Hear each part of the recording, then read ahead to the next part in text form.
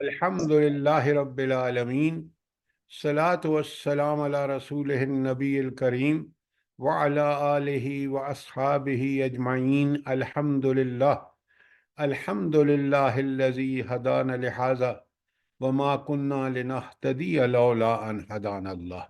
رب اشرح لی صدری ویسر لی امری واحلل عقدۃ من لسانی یفقہوا قولی، آمین یا رب العالمین۔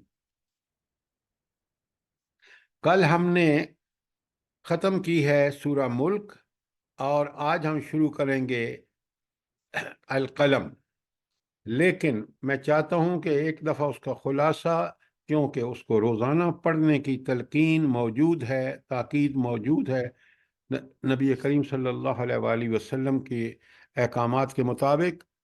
سب سے پہلے آپ بڑے غور سے خلاصہ سنیے، اور اس خلاصے کو بہتر ہوگا کہ آپ نوٹ کر لیں۔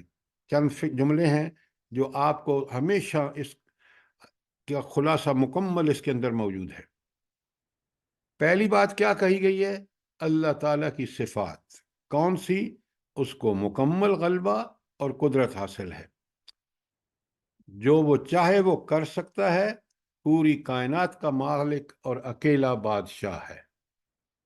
یہ ہے رب العالمین کی چند اعلی صفات کا بیان سورہ ملک میں، کہ اس کو مکمل غلبہ اور قدرت حاصل ہے، جو چاہے کر سکتا ہے،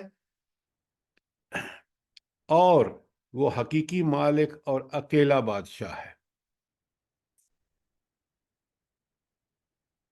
اس کے بعد آگے بڑی اہم بات کہی گئی ہے کہ اس اللہ تعالیٰ نے دنیاوی زندگی کو حسن عمل کے لیے آزمائش بنایا ہے۔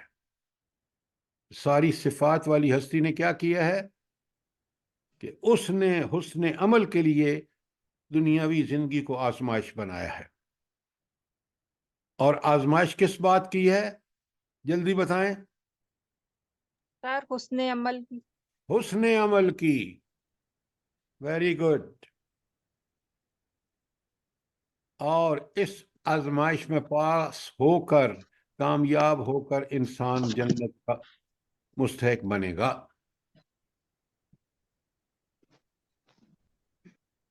اگر اس ناکامی میں فیل ہوا، اس آزمائش میں، امتحان میں فیل ہوا اور ناکام ہوا، تو اس کو خوفناک اور ہولناک جہنم کا سامنا ہوگا۔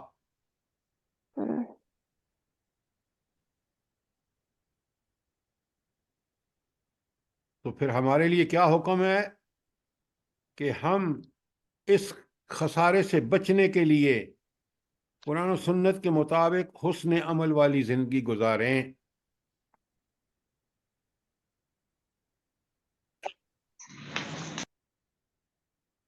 آپ نے دیکھا کہ پورے دین کا خلاصہ موجود ہے، نہیں ہے اس میں؟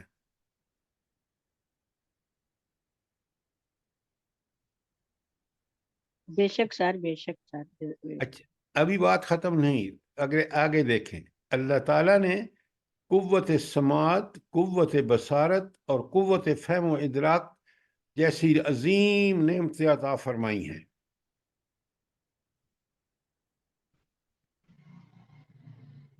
اور ان نعمتوں کا شکر کیا ہے کہ انسان ان ذرائع علم کو استعمال میں لا کر اللہ تعالیٰ کی صحیح معرفت حاصل کرے۔ اللہ نے کس لیے یہ نعمتیں دی ہیں؟ اور بہت سارے کاموں کے لیے۔ سب سے پہلے، جب تک وہ نعمتوں کے ذریعے اللہ تعالیٰ کی صحیح معرفت حاصل نہیں کرتا، وہ دنیا میں غلط راہوں پہ چلے گا۔ سر قوت سماعت، قوت بصارت اور قوت فہم و ادراک۔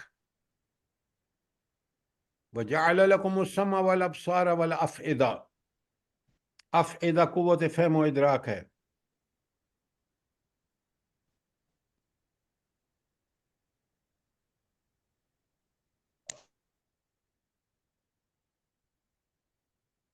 اور پھر یہ بات بڑی کلیئرلی بتا دی گئی کہ سرکشی اور بغاوت کی روش اللہ تعالیٰ کے غیظ و غضب کا موجب بنتی ہے۔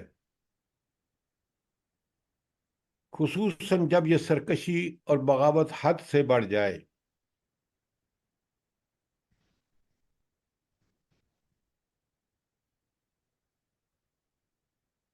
اور آخری بات، اللہ تعالیٰ اور رسول صلی اللہ علیہ وآلہ وسلم کی کلی اطاعت اور فرمانبرداری انسان کو اللہ تعالیٰ کی رحمتوں کا مستحق بناتی ہے۔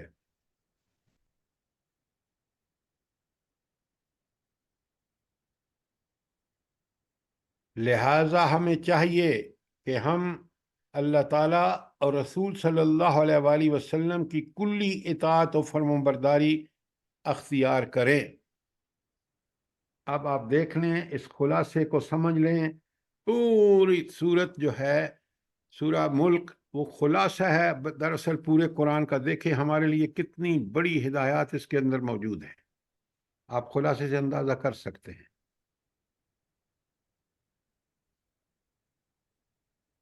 کوئی سوال اس خلاصے کے بارے میں؟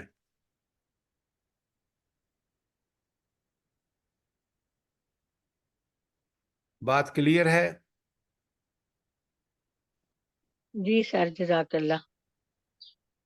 اچھا، اب آ جائیں، یہ جو ہینڈ آؤٹ ہم آپ کو بھیجتے ہیں، مثلاً یہ رحمت الہی کے مستحق کون اہل ایمان ہیں، اور اس کی اس کی رحمتوں سے کون دور ہیں، پوری آج قرآن کی آیات کا خلاصہ آپ کے سامنے موجود ہے۔ مل گیا نا؟ آپ کو نہیں ملا؟ جی سر، مل گیا۔ ہاں، لیکن اس کو پڑھا کریں خدا کے لیے، یہ چیزیں آپ کو دین کا حقیقی جو رخ ہے، پہلو ہے، وہ سمجھ آئے گا۔ دیکھیں نا، ہم کہتے ہیں ہم نے اپنے مسلمان نام رکھ لیا ہے اور ہمارا عمل قرآن و سنت کے مطابق نہیں ہے، تو بھی ہم جناب اللہ کے بڑے چہیتے ہیں۔ پوری آیات قرآن کی آپ کے سامنے ہے۔ رحمتوں کا مستحق وہ ہوگا جو قرآن و سنت یا اپنے دعوی ایمان کے تقاضوں کو پورا کرے گا، اور ایمان جو ایمان کا ہم نے دعویٰ کیا ہے، اس کا ثبوت قرآن و سنت والی زندگی ہے۔ آپ دیکھ لیں، پوری آیات آپ کے سامنے ہے کہ کون لوگ مستحق ہیں۔ اللہ تعالیٰ فرماتے ہیں سوائے ان لوگوں کے جو اللہ اور اس کے رسول کی اطاعت نہیں کریں گے، وہ اس کے مستحق ہرگز نہیں ہے۔ آج امت کسی غلط فہمی میں، تو دیکھیں کیا حال ہے ہمارا۔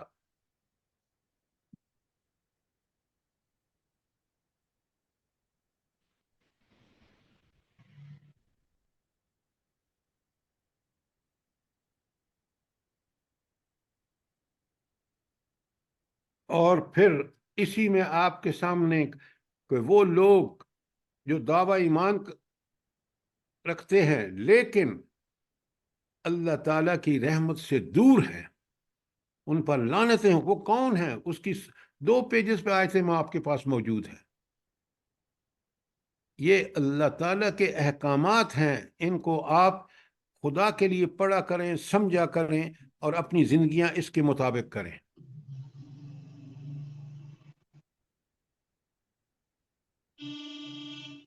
یہ اس ہستی کے احکامات ہیں جس نے کے سامنے ہم نے پیش ہو کر اپنی پوری زندگی کا حساب دینا ہے۔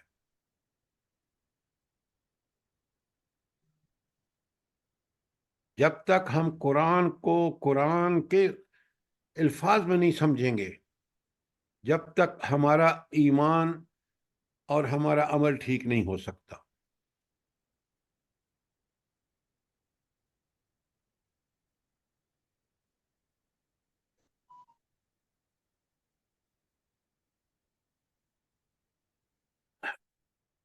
اس ہینڈ آؤٹ کے حوالے سے کوئی سوال، رحمت الہی کے مستحق کون ہوں گے، اس سے دور کون ہوں گے، کوئی سوال آپ کا؟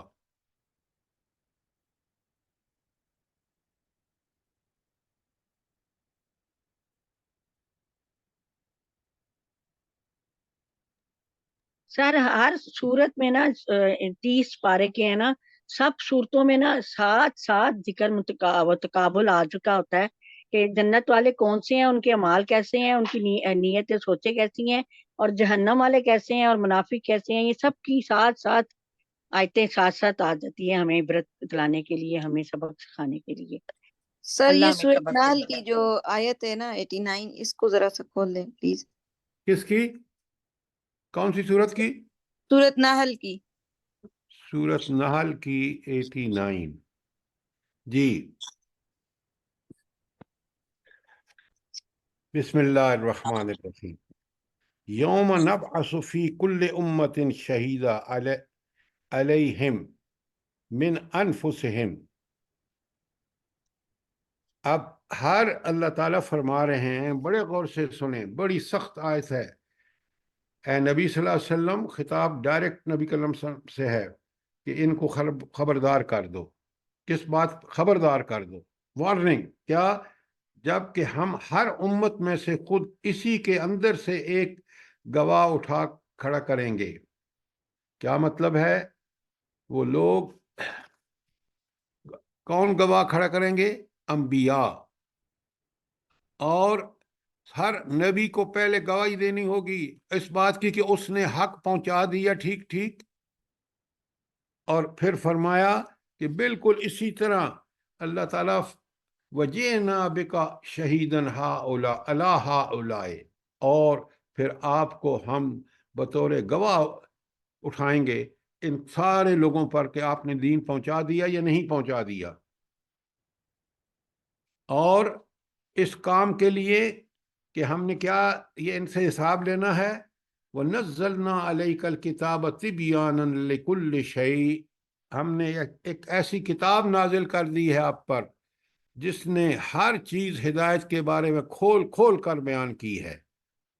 لیکن آگے سنیں، وَهُدًى وَرَحْمَةٌ وَبُشْرَى لِلْمُسْلِمِينَ، یہ کتاب ہدایت، رحمت اور بشرا، خوشخبری کس کے لیے ہوگی؟ آپ بتائیں مجھے۔ للمسلمین۔ للمسلمین، اس کو پکڑیں۔ اگر ہم نے اس کی اطاعت، اتباع، فرمان برداری نہ کی ان اصولوں کی جو اس کتاب میں ہے، تو پھر ہم ہدایت سے بھی خالی، رحمت سے بھی خالی، اور کوئی خوشخبری نہیں ہے۔ لیکن اگر آپ نے اس کتاب ہدایت جس میں تبیانا لکل شیء، ہر چیز کو کھول کھول کے بتا دیا گیا ہے، اگر آپ نے اس کی اطاعت کی، اس کی فرمان برداری کی، اس کی اتباع کری، پھر آپ کے لیے ہدایت بھی ہے، رحمت بھی ہے اور خوشخبری بھی ہے۔ بات سمجھ آئی کہ نہیں آئی؟ سر یہ سورہ نحل تھی؟ جی، سورہ نحل کی 89 پہلے جی پیج سر، کے آخر۔ جزاک اللہ، جزاک اللہ سر۔ مسئلہ یہ ہے کہ اگر آپ ان قرآن سے ہدایت لیں گے نا، پھر وہ اصلی ہدایت ہوگی۔ یہ سنی سنائی باتیں، اور ہم قرآن ختم کر دیں اور 6 ختم کر دیں، 7، پتہ نہیں ہمیں کہ قرآن میں ہے کیا۔ دیکھیں نا، اس ایک آیت میں جو میں نے آپ کے سامنے پورا خلاصہ آ گیا۔ تمہیں رحمت چاہیے اللہ کی، تمہیں ہدایت چاہیے، تمہیں جنت کی خوشخبری چاہیے، تو مسلم بن جاؤ۔ کس کے؟ اس کتاب کے۔ مسلم کا مطلب پورے پورے فرمان بردار ہو جاؤ، جس سے منع کیا اسے رک جاؤ، جس کا حکم دیا وہ کرو۔ یہ بہت قیمتی اللہ تعالیٰ کی ہدایات ہیں جو قرآن سے ہم اس ٹاپک پہ پوری پوری آیتیں لے کے آپ کو بھیجتے ہیں۔ برائے کرم ان کو بڑی غور سے پڑھیں، سمجھیں، تاکہ ہمیں پتہ چلے کہ یہ نام کا مسلمان ہونا اور عمل اس قرآن و سنت کے مطابق نہ ہونا، یہ ہمارے لیے نہ رحمت ہے، نہ ہدایت ہے، نہ بشرا ہے۔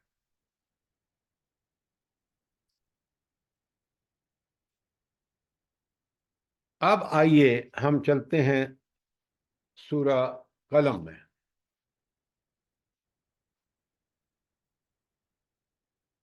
آپ نے ایک بات نوٹ نہیں کی کہ انہی آیات اور انہی صورتوں نے مکے میں مسلمانوں کو کتنا ان کا ایمان پکا اور سچا تھا۔ کیوں؟ ان کو یہ پتہ تھا کہ یہ خوشخبریاں، یہ رحمت اللہ تعالیٰ کی اسی وقت ہمیں میسر ہوگی جب ہم اس قرآن میں اس نبی کریم صلی اللہ علیہ وآلہ وسلم کے احکامات کو مان کر زندگی گزاریں گے۔ انہوں نے گزاری آپ کے سامنے ہے تاریخ، اور قرآن آج بھی رضی اللہ عنہم و رضو عن، کہ اللہ ان سے راضی، وہ اللہ سے راضی، اور یہی طریقہ ہے اللہ کی رضا کے حصول کے لیے کہ اس کی قرآن، اس نبی کی سنت پر عمل کیا جائے، اس کے ہٹ کر، اس کو چھوڑ کر ذلت اور پستی اور لعنت ہے۔ یہ پوری آیت ساری اس ہینڈ آؤٹ میں جو کل ہم نے بھیجا ہے اس میں سارا یہی چیز ہے، اور بات پوری طرح سمجھ اور دل میں اترتی اس وقت ہے جب ہم قرآن سے اس کو سمجھیں۔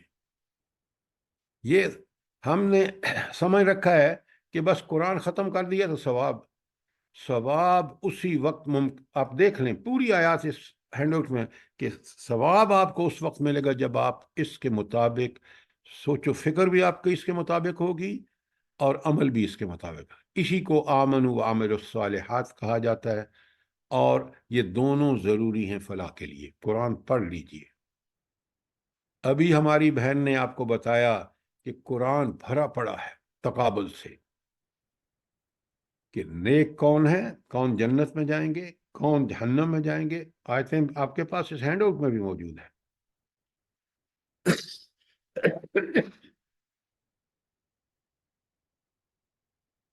اب ہم چلتے ہیں آج کی آیت سورت پر، اور وہ ہے سورہ قلم۔ ذرا آپ اگر بڑے غور سے دیکھیں نا، ایک چیز آپ کو سمجھ آئے گی کہ یہ قرآن اپنی ہر آیت، بلکہ آیت کے ہر لفظ سے ہدایت کا کئی پہلو نکلتے ہیں۔ کاش ہم اس کو سمجھ کے پڑھیں۔ مثلا آپ سنیں ذرا، اللہ تعالیٰ پہلے ہمیں بات سمجھانے کے لیے ایک دلیل ہے پہلی آیت میں، بسم اللہ الرحمن الرحیم، نون والقلم وما یسطرون۔ نون، قسم ہے قلم کی اور اس چیز کی جسے لکھنے والے لکھ رہے ہیں۔ ذرا غور فرمائیے کہ آیت کی اوپننگ میں یہ ایک گواہی پیش کی جا رہی ہے، ایک قسم کھائی جا رہی ہے۔ قسم گواہی ہے کس بات کی؟ قلم کی، اور اس قلم سے جو کچھ لکھا جا رہا ہے۔ یہاں بالکل صاف، اور کبار صحابہ رضوان اللہ تعالی علیہم اجمعین کا اس پہ جو تفصیل ہے وہ یہی ہے کہ قلم سے مراد وہ قلم ہے جس سے کیا لکھا گیا؟ قرآن۔ تو گواہی کس کی پیش کی جا رہی ہے؟ وہ قلم جس سے کاتبین وہی لکھتے تھے، اور جو لکھتے تھے وما یسترون، وہ قرآن ہے۔ اس سے بڑی کوئی گواہی نہیں ہو سکتی۔ اسی قرآن کی اللہ تعالیٰ نے حفاظت فرما کر قیامت تک کے لیے بالکل ہمارے پاس وہی قرآن ہے، کاما فل سٹاپ کے ساتھ، جیسا یہ نبی کریم صلی اللہ علیہ وآلہ وسلم پر اترا ہے۔ اور جو حقائق اس نے بیان ماضی میں کیے ہیں، حال میں اور آئندہ، جتنا اس کے اندر جو کچھ ہے وہ سب کچھ ہمارے لیے کافی ہے دنیاوی زندگی گزارنے کے لیے، انفرادی اور اجتماعی۔ لہذا پہلی بات کہ بندے کو بتا دیا کہ یہ جو قرآن ہے جس قلم سے بھی لکھا جا رہا ہے، اور یہ قرآن خود بھی گواہ ہے کہ یہ حقائق پر مبنی اللہ تعالیٰ کی بھیجی ہوئی نزول شدہ کتاب جو ہے وہ بہت کافی ہے گواہی کے لیے۔ اچھا، یہ تو تھی نا گواہی، اور اس گواہی کی کتنی عظمت ہے اللہ تعالیٰ کے ہاں۔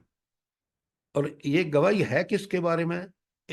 یہ مقسم علیہ کیا ہے؟ کس پر یہ شہادت پیش کی جا رہی ہے؟ ما انت بنعمت ربک بمجنون، آپ ہرگز اپنے رب کے فضل و کرم سے مجنون یا پاگل نہیں ہے۔ اس کی ضرورت کیوں پیش آئی ہے بلا کہ اللہ تعالیٰ نے یہ بات پہلے قرآن کی گواہی پیش فرمائی، اور پھر اس کے بعد فرمایا کہ نبی کریم صلی اللہ علیہ وسلم اپنے رب کے فضل و کرم سے ہرگز مجنون اور پاگل نہیں ہے۔ اب بات کو جب تک آپ سیرت نہیں پڑھیں گے نا، بات پوری طرح سمجھ نہیں آئے گی۔ اصل میں ہوا کیا؟ نبی کریم صلی اللہ علیہ وسلم نبوت سے پہلے سارے عرب میں مشہور تھے، یعنی مکہ کے لوگوں میں خاص کر، کہ آپ صادق بھی ہیں اور امین بھی ہیں۔ اب اس معاشرے میں جس میں سیرت و کردار کے نام کی چیز کہیں ڈھونڈے سے بھی نہیں ملتی تھی، وہاں خود نبی کریم صلی اللہ علیہ وآلہ وسلم کے بارے میں وہی لوگ گواہی دیتے تھے کہ یہ شخص صادق، سچا بھی ہے اور امین، امانت دار بھی ہے۔ یہ دو خوبیاں جو ہیں، یہ انتہا کی خوبیاں ہیں، جس میں یہ ہے باقی سب سمجھے اس کے اندر موجود ہے۔ کیوں؟ سچائی کے لیے اس کے پاس سارے سچائی، جو اس سچائی تک پہنچنے کے لیے جو جتنی خوبیاں ہیں وہ اللہ نے اس کو دے دی، اور امانت دار بننے کے لیے اس کو ساری خوبیاں اس کے اندر موجود ہیں۔ لہٰذا اللہ تعالیٰ اس گواہی کو پیش کر کے کیا کہہ رہے ہیں کہ آپ ہرگز پاگل اور مجنون نہیں ہیں۔ آپ پر تو رب کا بڑا فضل ہے کہ اس نے آپ کو نبوت کے مقام پر سرفراز کیا، اور آپ کو وہ سیرت و کردار دیا کہ جو نبوت سے پہلے ہی نمونہ تھا لوگوں کے لیے۔ لہٰذا اب نبوت کے بعد یہ مکے والے جب آپ سے کہتے ہیں کہ نعوذ باللہ آپ مجنون اور پاگل ہیں، یہ بات بالکل درست نہیں ہے۔ اور یہ قرآن جو آپ پر نازل ہوا ہے، جو قیامت تک کے لیے انسانوں کی ہدایت اس کے اندر موجود ہے، وہ خود اس بات کی گواہی ہے کہ آپ کے رب کا فضل و کرم اتنا زیادہ ہے آپ پر کہ آپ پر یہ قرآن نازل ہوا۔ یہ کسی مجنون اور پاگل کے لیے قرآن نہیں ہے، یہ اسی ہستی پر نازل ہو سکتا ہے جو عقل و فہم و ادراک کے کمال پر۔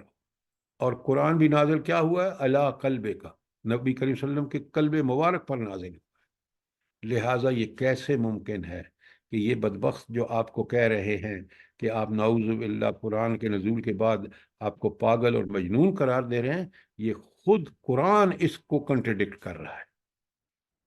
قرآن خود بہت بڑی دلیل ہے کہ آپ دنیا کے عقل مند ترین انسان ہیں، آپ کا کوئی تعلق نہیں ہے کسی قسم کا بھی دیوانہ پن سے۔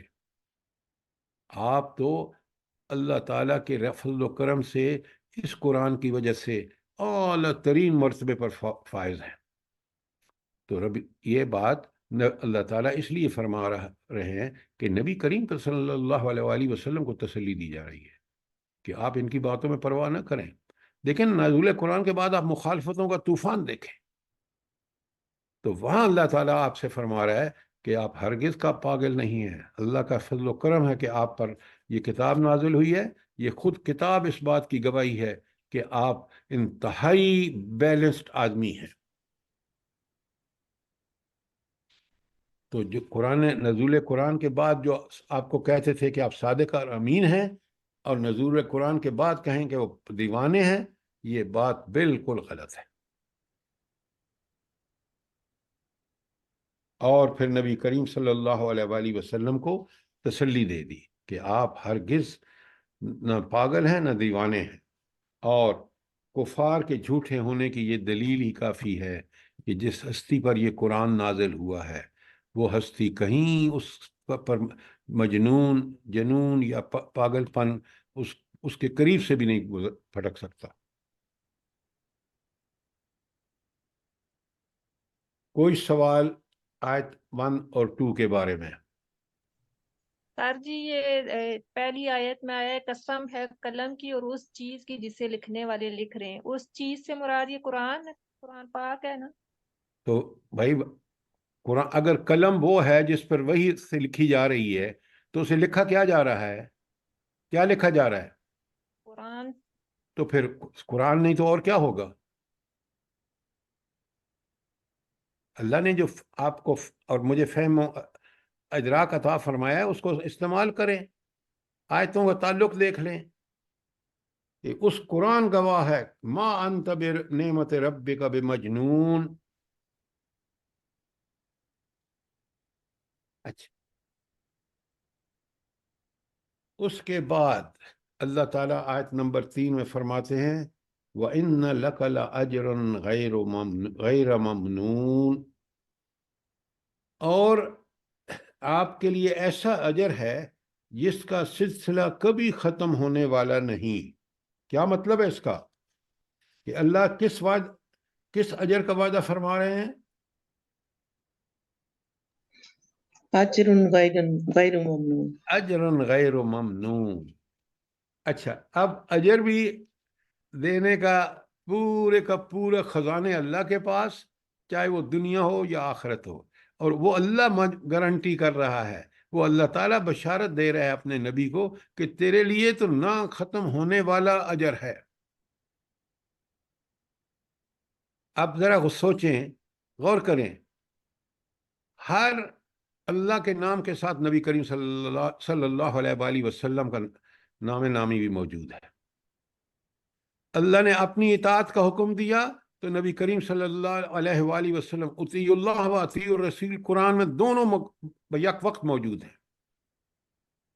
اور پھر آپ دیکھیں، درود شریف ہم بھی پڑھ رہے ہیں، خود رب العالمین بھی رحمتیں بھیج رہا ہے، اور ہم بھی اللہ سے درخواستیں کر رہے ہیں درود کے ذریعے کہ اے اللہ نبی کریم صلی اللہ علیہ وآلہ وسلم پہ رحمتیں بھیج. تو اس سے بڑا اجر اور ناموری کیا ہو سکتی ہے؟ سوچیں ذرا. جب تک میں اور آپ اس نبی کریم صلی اللہ علیہ وآلہ وسلم کی رسالت کی شہادت نہ دیں اور اپنے عملی نمونہ ان کو نہ سمجھیں، ہم مسلمان نہیں ہو سکتے.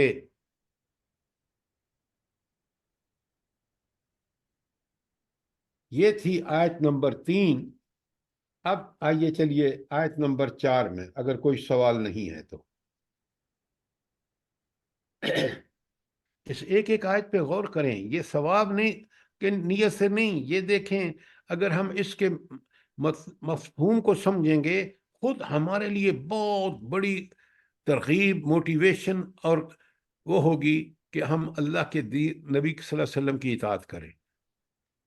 اللہ فرماتے ہیں آیت نمبر 4 میں وَإِنَّكَ لَعَلَىٰ خُلُقٍ عَظِيمٍ، اور بے شک نبی صلی اللہ علیہ وسلم آپ اخلاق کے بڑے مرتبے پر ہیں.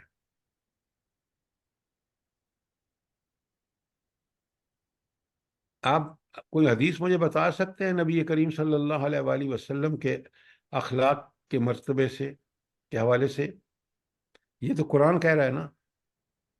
سر جی عائشہ رضی اللہ عنہ والی جو حدیث ہے. اللہ جزاک اللہ جزاک اللہ، کمال.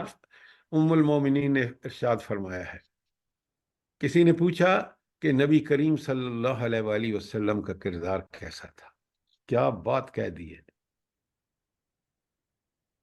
کان خلقہ القرآن، یہ قرآن نہیں پڑھتے ہو؟ جس طرح قرآن نے بتایا ہے کہ یہ ہے اعلیٰ اخلاق، اس اعلیٰ اخلاق کا عملی نمونہ کون ہے؟ محمد رسول اللہ صلی اللہ علیہ وسلم. آج بھی آپ اگر پڑھیں نا، جو لوگ مسلمان ہو رہے ہیں آج کے دور میں، وہ بھی نبی کریم صلی اللہ علیہ وآلہ وسلم کے اخلاق کو دیکھے، اعلیٰ درجے کا اخلاق. آپ کو پتہ ہے، یہ ہم بات بڑے فخر سے کہہ سکتے ہیں الحمدللہ. کیا بات؟ کہ آج بھی جب کتاب مرتب کی گئی کہ 100 دنیا کے وہ لوگ جو تاریخ میں سب سے ٹاپ پر ہیں، انسانیت کے گلے سرسبز ہیں، کافروں کو مجبور ہیں کہ وہ لکھیں کہ حضور نبی کریم صلی اللہ علیہ وآلہ وسلم نمبر 1 پہ ہے. اور اس کی سب سے بڑی دلیل آپ کی صلاحیتیں، چاہے وہ مینجمنٹ کے حوالے سے ہوں، علمیت کے حوالے سے ہوں، اور استاد ہونے کی حیثیت سے ہوں، لیکن سب سے بڑی چیز آپ کا سیرت اور کردار ہے. تو ایک چند الفاظ نہیں ہیں کہ وَإِنَّكَ لَعَلَىٰ خُلُقٍ عَظِيمٍ. آیت نمبر 4 کے بارے میں کوئی سوال، کوئی چیز کلیئر نہ ہوئی ہو؟ بڑی سر اس سے تفصیلات ہیں. متعلق میں نے آپ کو ایک ہینڈ آؤٹ، انڈیا کا ایک بندہ، کوئی ان کا منسٹر تھا، دیکھیں رسول پاک کے بارے میں وہ کتنی کھول کھول کے بیان کر رہے ہیں، اور یہ انڈین لوگوں کو بھی یقین ہے کہ ہم میڈم لوگوں کے میری نبی بات سنیں، یہ آپ جب قرآن اور سنت کی بات ہو رہی ہے کسی اور کی نہیں ہو سکتی پلیز. حق وہ ہے جو اللہ اور اس کے رسول نے بیان کیا ہے. انڈیا میں کیا ہو رہا ہے مسلمانوں کے ساتھ؟ روز آپ ویڈیو نہیں دیکھتے؟ قرآن کو یہ لپ سروس بالکل قبول نہیں ہے اللہ تعالیٰ کو. ہم پتہ نہیں کیسے سادے مسلمان ہیں. قرآن کو دیکھیں، یہی دائمی ہدایت نامہ یہ ہے. حضور نبی کریم صلی اللہ علیہ وآلہ وسلم کی اتباع کو اللہ تعالیٰ کہتے ہیں کہ جو اس نبی کی اتباع کرے گا اس کو میں بخشوں گا. کیوں آپ وقت ضائع کرتے ہیں کہ فلاں انڈین نے یہ کہا، فلاں انگریز نے یہ کہا؟ بھائی ٹھیک ہے، اس کو وہ حق کو قبول کرے، حق کو اس کو حق ماننا پڑے گا. سر کمال اگر اعتراف کرتے ہیں تو مسلمان کیوں نہیں ہو جاتے؟ ایگزیکٹلی. اچھا اب آئیے ذرا قرآن کے اندر رہیے. اس کے بعد 5ویں آیت جو ہے صرف 3 الفاظ پر مشتمل ہے. فَسَتُبْصِرُ، بس اے نبی صلی اللہ علیہ وسلم آپ بھی دیکھ لیں گے، وَيُبْصِرُونَ، اور یہ جو آپ کے مخالفین ہیں یہ بھی دیکھ لیں گے. کیا مطلب ہے کہ یہ کیا دیکھ لیں گے؟ بتائیں نا. حق پہ کون تھا؟ تاریخ آپ دیکھیں، مدینے میں حکومت قائم ہو گئی اور یہ مکے والے ڈرنے لگے کہ وہاں سے گزریں گے کیسے. ہماری لائف لائن تو وہ تجارت ہے جو ہم شام سے کرتے ہیں، اور راستے مدینہ پڑتا ہے، ایک سمندر ہے ایک طرف زمین. اور وہ اسلام جس کی انہوں نے 13 سال مکے میں مخالفت کی انتہا کر دی، وہ وہاں مدینے میں ایک ریاست قائم ہو گئی اور نبی کریم صلی اللہ علیہ وسلم اس کے سربراہ. تو یہ تھا کہ تم دیکھ لو گے اور وہ بھی دیکھ لیں گے کہ اللہ تعالیٰ اس دین کو کیا غلبہ عطا فرماتا ہے. تاریخ اس بات کی، اس آیت کے 3 الفاظ کی شہادت ہے، پوری تاریخ. اور اللہ فرماتے ہیں بِأَيِّكُمُ الْمَفْتُونُ، ان کو پتہ جائے گا کہ دیوانے یہ ہیں جنہوں نے اس ہدایت کو، جو اللہ انسانیت کے، یہ آج نبی کریم صلی اللہ علیہ وآلہ وسلم کیا فرماتے تھے ان سے کہتے ایک کلمہ لے لو تم دنیا کے امام بن جاؤ گے. اس کلمے کی وجہ سے نبی کریم صلی اللہ علیہ وسلم اور صحابہ امام بن گئے.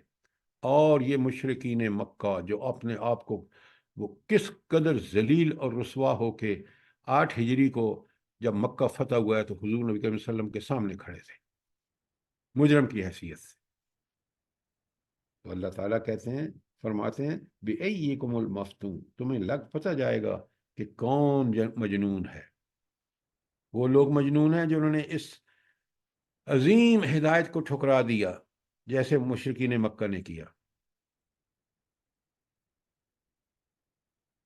اچھا یہاں پھر ایک رب کی صفت لائی جا رہی ہے جو ہمارے لیے قرآن ہدایت کی کتاب ہے نا، کہ یاد رکھو جس اللہ سے واسطہ ہے نا، جس کا یہ نبی ہے، جس نے اس کو بحیثیت نبی مبعوث فرمایا ہے، اس کی علم دیکھو اور ہر آدمی کے بارے میں دیکھو. ان ربک هو عالم، بے شک تمہارا رب سب سے بڑھ کر جانتا ہے. عالم سپرلیٹو ڈگری ہے، سب سے بہتر جانتا ہے. بمن ضل عن سبیلہ، کون اس کے راستے سے ہٹ گیا ہے، کون گمراہ ہے. وَهُوَ أَعْلَمُ، اور یہ بھی وہ خوب سمجھتا ہے، بالمہتدین، کہ کون لوگ ہدایت یافتہ ہیں. کیوں؟ وہ ہر آدمی کو پوری طرح نگرانی فرما رہا ہے. اللہ تعالیٰ اس کو پور علم ہے کہ یہ بندہ غلط کار ہے یا یہ ہدایت پر چلنے والا ہے. لہٰذا اس وقت مشرکین مکہ کو اور قیامت تک سارے انسانوں کو یہ بات بتائی جا رہی ہے کہ تم اس اللہ کے بارے میں، جس کے بارے میں تمہارا عقیدہ یہ ہونا چاہیے کہ وہ مکمل نگرانی کر رہا ہے اور اس کا تقاضا یہ ہے کہ ہم اس کی نگرانی میں اسی کے حکم کے مطابق عمل کریں، ورنہ اس پر بڑا بااختیار ہے، علی کل شیء قدیر ہے۔ نافرمانوں کو اگر وہ توبہ نہیں کریں گے اور نافرمانی کی حد کر دیں گے تو پہلے دنیا میں ذلیل کرے گا، اور آخرت تو ہے ہی ہے۔ لہٰذا یہاں اللہ تعالیٰ نے، اور یہ قرآن کے دیگر جگہوں پر بھی اللہ تعالیٰ نے بڑی تفصیل سے بتایا ہے کہ یہ جو رب ہے نا، یہ کس قدر اس کا علم محیط ہے، اور اس علم کو اگر آپ نے سمجھ لیا، اس اللہ کی اس قدرت کو سمجھ لیا کہ بالکل ہر آن اور ہر لمحہ اس کو پتہ ہے، اس کا علم بالکل علیم بذات الصدور ہے، تو پھر میرے سینے میں بھی وہ بات نہیں آ سکتی جو اللہ کو پسند نہ ہو۔ یہ صرف اور صرف اللہ کی صفات ہیں جو مجھے میرے فکر و عمل کو ٹھیک کرتی ہیں۔ کوئی سوال آیت نمبر 7 کے بارے میں؟ اچھا، اس پر ذرا دیگر آیات لکھ لیں تاکہ تھوڑا سا جب قرآن کو قرآن سے سمجھتے ہیں تو پھر سمجھ بھی بڑی پوری طرح ہو جاتی ہے۔ اچھا، اللہ تعالیٰ کا جو علم محیط ہے اس کے بارے میں پہلے لکھیں سورہ الانعام کی آیت 117، میں پڑھ رہا ہوں آپ کے سامنے، بالکل دیکھیں وہی مفہوم ہے، الفاظ مختلف ہیں۔ سورہ انعام آیت 117، بسم اللہ الرحمن الرحیم، ان ربک هو عالم، تمہارا رب سب سے زیادہ جانتا ہے، من یضل عن سبیلہ، کون اس کے راستے سے، سیدھے راستے سے بھٹک گیا ہے، وہو عالم بالمقتدین، اور وہ ہدایت یافتوں کو بھی خوب جانتا ہے۔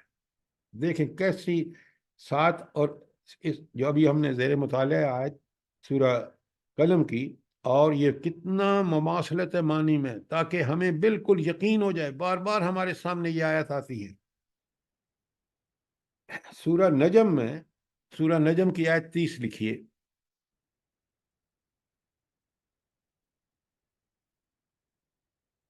یہ جو انسانوں کا علم ہے نا، ٹامکٹویاں مارتے ہیں کبھی ادھر کبھی ادھر، اور یہ جو قرآن کو ہم بغیر سمجھے پڑھتے ہیں، ہم بھی وہی حرکتیں کرتے ہیں۔ تو اللہ تعالیٰ فرماتے ہیں ذالک مبلغہم من العلم، یہ ساری کی ساری رسائی علم کی ان کی یہ ہے۔ یہ انسانوں کا حال ہے نا، رب کا کیا حال ہے؟ ان ربک هو اعلم بمن ضل عن سبیلہ، بالکل وہی بات جو اوپر کہی گئی ہے کہ تمہارا رب بہت اچھی طرح جانتا ہے کون اس کے راستے سے بھٹک گیا ہے، وَهُوَ عَالِمُ بِمَنْ وَهُوَ عَالِمُ بِمَنْ اهْتَدَى، اور وہ ان کو بھی خوب جانتا ہے جو ہدایت پر ہیں، اس لیے کہ وہ پوری طرح نگرانی کر رہا ہے، وہ علیم بذات الصدور ہے۔ کہ اب آپ دیکھیں کہ ان آیات کو پڑھنے اور سمجھنے کے بعد ہم کیسے اللہ تعالیٰ کے نافرمان ہو سکتے ہیں اگر واقعی ہمارا ایمان ہے تو۔ کوئی سوال آپ کا آیت 7 جو ابھی ہم نے پڑھی ہے اس کے ساتھ یہ 2 آیتیں ہم نے سمجھی ہیں، بالکل اسی مفہوم ہے جو آیت نمبر 7 کا ہے۔ کوئی سوال یہاں تک؟ سر جی سورہ قصص کی بھی ایک آیت ہے۔ بے شمار آیات ہیں، میں نے صرف 2 اس لیے رکھی ہیں تاکہ آپ کم از کم ان 2 کو سمجھیں، تو پھر آپ جب قرآن پڑھیں گے تو بالکل آپ نے ٹھیک کہا ہے۔ سورہ قصص نہیں، اور بہت ساری آیات ہیں اسی ٹاپک پہ۔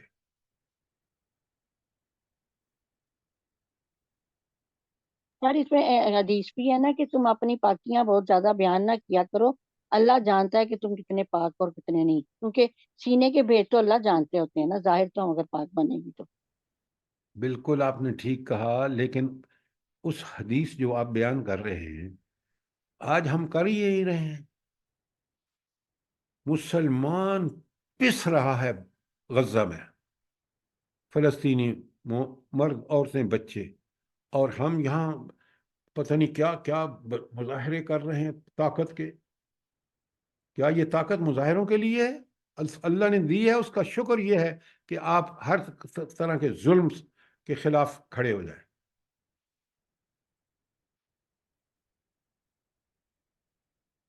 ان حدیثوں کا محدود مطلب مت لیا کریں. یہ حدیثیں جس حالات میں آپ کو بیان کر رہے ہیں ان حالات کے سامنے رکھیں تاکہ ہمیں اس حدیث کا جو ہم سے مطالبہ ہے وہ سمجھ آئے.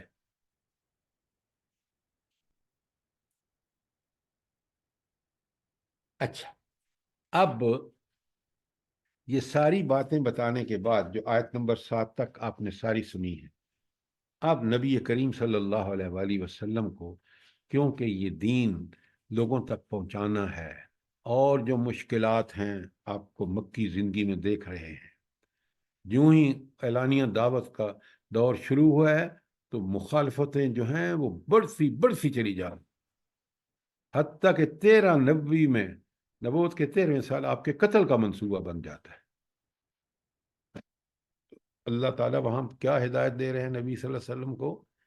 فَلَا تُطِعِ الْمُكَذِّبِينَ، ان جھٹلانے والوں کے دباؤ میں نہ ہرگز نہ آنا. اب اگر آپ نے اس کو سمجھا نہیں نا تو پھر قرآن کا حسن آپ کو نہیں سمجھ آئے گا.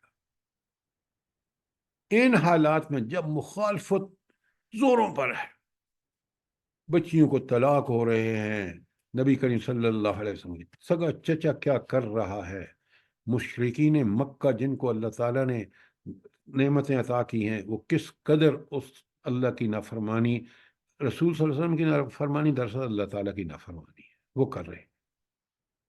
وہاں اللہ تعالیٰ حکم دے رہا ہے یہ جھٹلانے والے جو ہیں نا، یہ قریش مکہ، ان کی بات ہرگز نہ مان.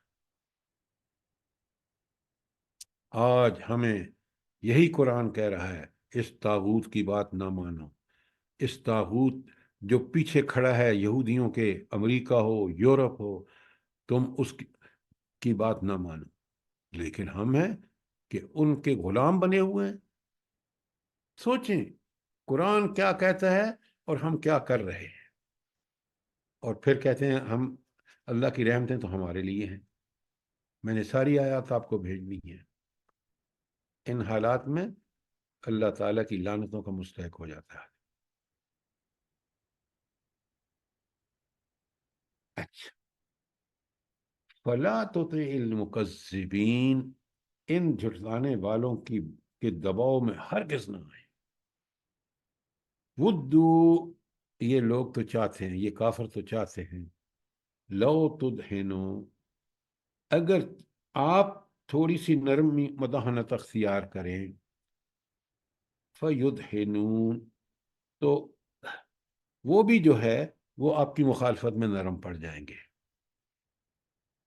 اب آپ کو اس بات کی پوری سمجھ اس وقت آئے گی جب آپ دیکھیں گے کہ مشرکین دونوں حربے استعمال کر رہے تھے، مخالفت کی بھی انتہا کر رہے تھے، دوسری طرف نبی کریم صلی اللہ علیہ وآلہ وسلم کو کچھ مصالحت کے لیے کچھ کہ بھائی آپ ایک سال ہمارے معبودوں کی پوجا کر لیں اور دوسرے سال ہم آپ کی معبود کی پوجا کر لیں گے.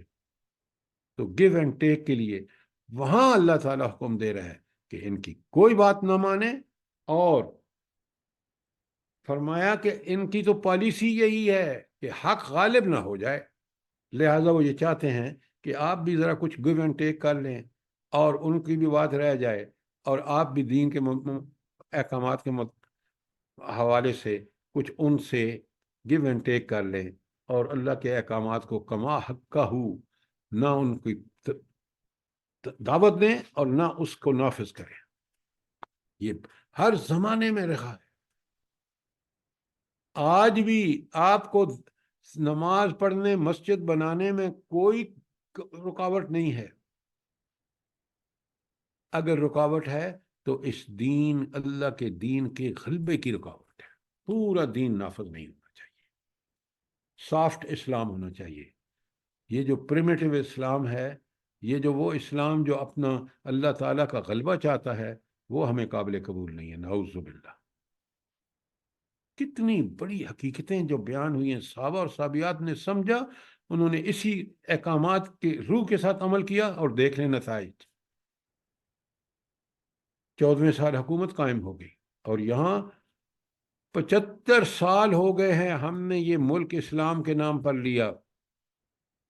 بتائیں مجھے کفر کا کون سا طریقہ یہاں نافذ نہیں ہے؟ عدالتیں ہوں، ایڈمنسٹریشن ہو، معیشت ہو، معاشرت ہو. جس ملک کی سپریم کورٹ یہ ڈیسائیڈ نہ کر سکے سود حلال ہے یا حرام ہے، اس کے مسلمان اور کافر ہونے کا فیصلہ آپ خود کر لیں.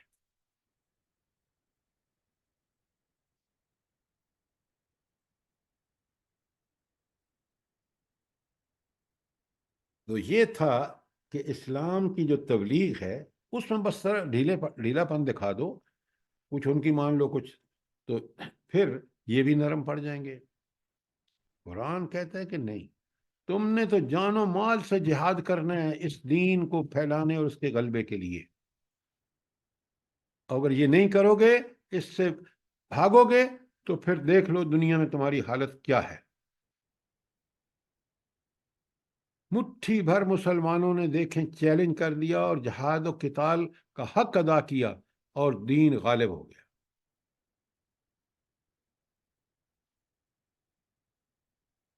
کوئی سوال آیت نمبر 9 تک؟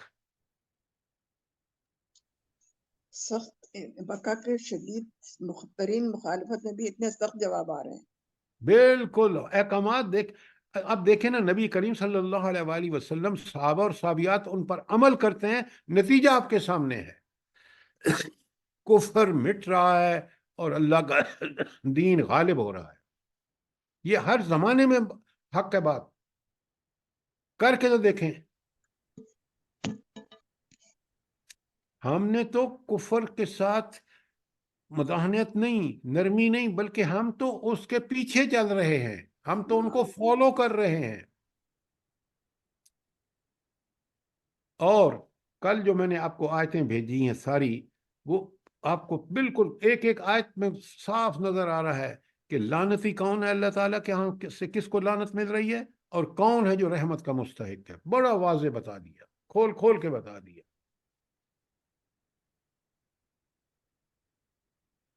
یہ جو بات آپ نے فرمائی ہے نا کہ ان سخت حالات میں ان احکامات کو، حکم کو دیکھیں اللہ کے، اور دیکھنے کی چیز یہ ہے کہ اس پر عمل کس ٹرو سینس اینڈ اسپرٹ سے نبی کریم صلی اللہ علیہ وسلم، صحابہ اور صحابیات نے کیا.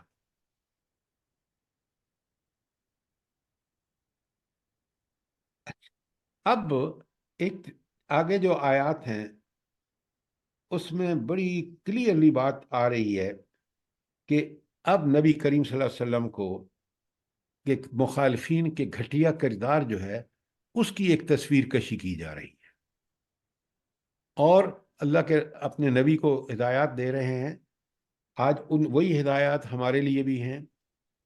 اللہ تعالیٰ فرمائے وَلَا تُطِعْ كُلَّ حَلَّافٍ مَّہِینٍ،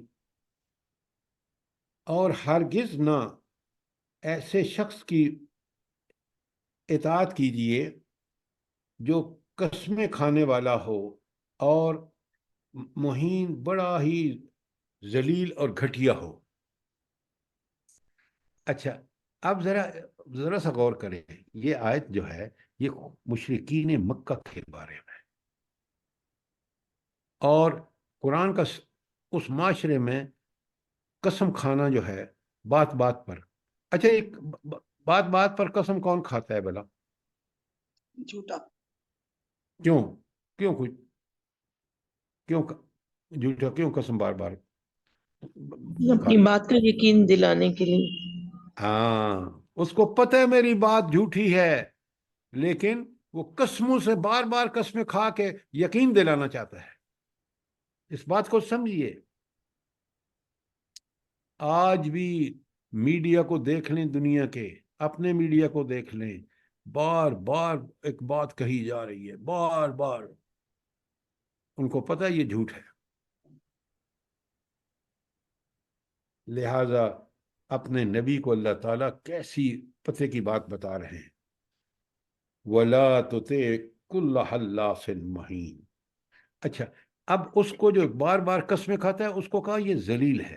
کیوں ذلیل ہے؟ کیوں گھٹیا ہے؟ اس لیے کہ یہ وہ کام کر رہا ہے جو خود اس کے اندر جو بیٹھا ہوا منصف ہے نا ضمیر، وہ بھی اس کو ملامت کر رہا ہے. اس لیے وہ اس غلط کو صحیح بات سمجھنے کے لیے اور سمجھانے کے لیے قسمیں کھا رہا ہے.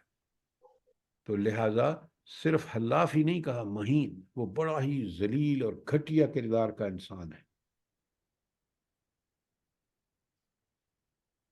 اچھا، یہ تو آیت 10 جو ہے یہ ہمیں یہ بتا رہی ہے کہ نبی کریم صلی اللہ علیہ وآلہ وسلم کے جو وہ تھے مخالفین، وہ کیسے لوگ تھے.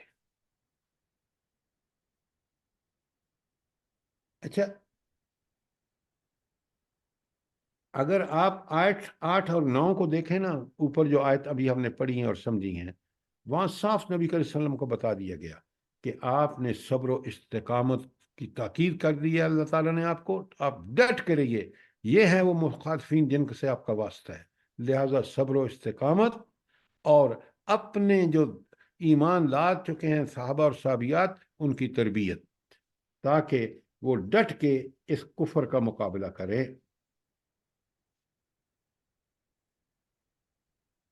اچھا، اب ذرا انہی حالات میں مکی صورت فرقان، اس کی آیت 52 لکھیں. فرقان کی 52 میں بالکل یہی بات اللہ تعالیٰ اپنے نبی کو پھر تاکید کرتے ہیں. ان مشکل ترین حالات میں کس طرح تسلی دیتے ہیں. اللہ تعالیٰ فرماتے ہیں بسم اللہ الرحمن الرحیم فلا تطع الکافرین، ان کافروں کی بات ہرگز نہ مان. پھر کیا کرو؟ وجاہدہم بہ جہادا کبیرا، اور وہ جو بہت بڑا جہاد ان کے خلاف کر رہے ہیں نا اللہ کے دین کے غلبے کے لیے، اس کے لیے جہاد کریں. کس کے ذریعے؟ بہی کی ضمیر کس کی طرف ہے؟ قرآن کریم کی طرف. قرآن کریم کی طرف ہے.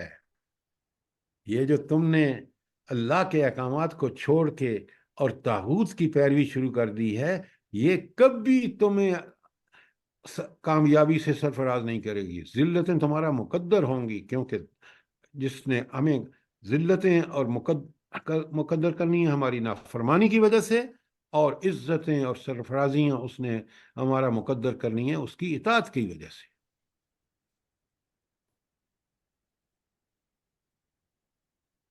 تو فرمایا سورہ فرقان کی آیت 52 میں فلا تطع الکافرین، ان کافروں کا کہنا ہرگز نہ مان. وجاہدہم بہ جہادا کبیرا، اس قرآن کو پڑھ کے سمجھ کے اور اس قرآن کے مطابق ان سے جہاد کرو. آپ دیکھ رہے ہیں، بڑے غور سے سمجھیے. مکے میں جہاد یہ تھا کہ آپ ہاتھ اٹھنا اٹھائیں، بس دعوت دیے جائیں، تکلیفیں مصیبتیں آئیں، ماریں کھائیں. پہلے اپنے آپ کو پوری طرح ان ہتھیاروں سے لیس کرو، صبر و شکر کے، جو اس دین کے کو غالب کرنے کے لیے ضروری ہے. طاقت مجتمع ہوئی، اسلامی ریاست قائم ہوئی، پھر جہاد و قتال کا حکم. وہ قرآن کا حکم تھا ان حالات میں، اور وہ قرآن کا حکم تھا مکے میں جب کہ آپ کے پاس طاقت نہیں تھی. لیکن جہاد قرآن کی نظر وہ بھی جہاد تھا، لیکن مدینے پھر جہاد و قتال، اور وہ بھی اسی قرآن کی روشنی میں. کوئی سوال، کوئی چیز کلیئر نہ ہو تو سوال کرے. سر جی ایک آیت مجھے بھی یاد آ رہی سورۃ دہر کی، فاصبر لحکم ربک ولا تطع منہم آثما او کفورا. کفورا، کیا بات ہے، کیا بات ہے، جزاک اللہ. اچھا، میں آپ کو ایک اور آیت سناتا ہوں، لکھیں آپ. یہ آپ نے قصص کی کون سی بتائی ہے؟ سر جی دہر کی 24. ہاں، یہ سب لوگ لکھیں دہر کی 24.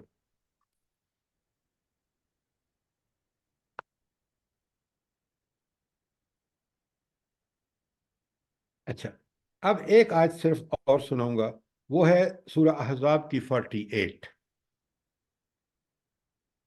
اللہ تعالیٰ فرماتے ہیں اپنے نبی سے، ذرا غور کیجیے. وَلَا تُطِعِ الْكَافِرِينَ وَالْمُنَافِقِينَ، ان کافروں اور منافقوں کی بات ہرگز نہ مانو. وَدَعْ أَذَاهُمْ، اور کوئی پرواہ نہ کرو ان کی تکلیفوں کی، ان کے پروپیگنڈوں کی.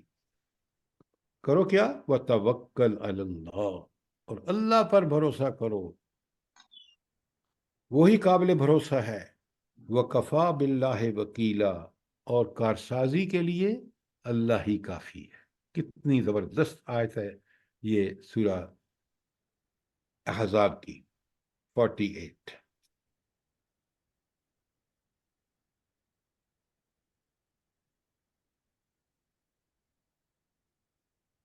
کوئی سوال، کوئی چیز کلیئر نہ ہوئی ہو، کیونکہ یہاں اب وقت ہو رہا ہے تو ہم انشاءاللہ اس کو یہاں روک دیتے ہیں، اور کل انشاءاللہ ہم آیت نمبر 10 سے شروع کریں گے.